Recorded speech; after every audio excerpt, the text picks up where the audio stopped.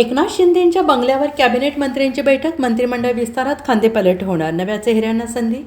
विधिमंडळाचे पावसाळी अधिवेशन संपल्यानंतर आता मंत्रिमंडळ विस्ताराच्या हालचालींना वेग आलेला असून केंद्रात लवकरच मंत्रिमंडळ विस्तार होणार असल्याची चर्चा आहे. अधिवेशनापूर्वी राज्यात ऑपरेशन टायगरच्या माध्यमातून एकनाथ शिंदे यांनी ठाकरेंना धक्का दिला आहे. ठाकरेंच्या शिवसेनेतील 6 खासदार आणि एकनाथ शिंदेंच्या उपस्थितीत शिवसेनेचा धनुष्यबाण हाती घेतला. याच पार्श्वभूमीवर आता शिवसेना मुख्य नेते तथा उपमुख्यमंत्री एकनाथ शिंदे आज दिल्लीला रवाना होत आहेत. तत्पूर्वी त्यांनी राज्यातील शिवसेनेच्या सर्वच कॅबिनेट मंत्र्यांची बैठक बोलावली असून सर्व मंत्र्यांना हजर राहण्याचे आदेश देण्यात आलेले आहे. शिवसेना मुख्य नेते एकनाथ शिंदे आगामी मंत्रिमंडळ विस्तारावरून ॲक्शन मोडवर आलेले आहेत.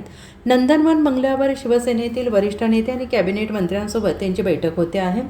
या बैठकीत केंद्रीय मंत्रिमंडळ विस्तार आणि राज्यातील रखडलेल्या महामंडळ विस्तारावर चर्चा होणार असून राज्यातही कॅबिनेटमध्ये खांदेपलट होण्याची शक्यता वर्तवण्यात येते आहे.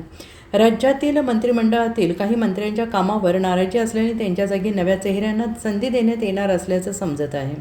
एकनाथ शिंदे आज दिल्ली दौऱ्यावर जाणार आहेत. 1 दिवसीय दिल्ली दौरा करून एकनाथ शिंदे आज रात्री मुंबईत पुन्हा परतणार आहेत. आज दुपारी एकनाथ शिंदे दिल्लीत दाखल होतील. ऑपरेशन टायगर यशस्वी झाल्यानंतर शिंदे पहिल्यांदा दिल्लीत येत आहेत. राज्यातील इतरही काही महत्त्वाच्या विषयांवर चर्चा होण्याची शक्यता आहे. केंद्रीय मंत्रिमंडळ विस्ताराच्या चर्चा सुरू असताना एकनाथ शिंदे यांच्या दिल्ली दौऱ्याला महत्त्व आलं आहे. Bureau report, SPN Marathi, Mumbai.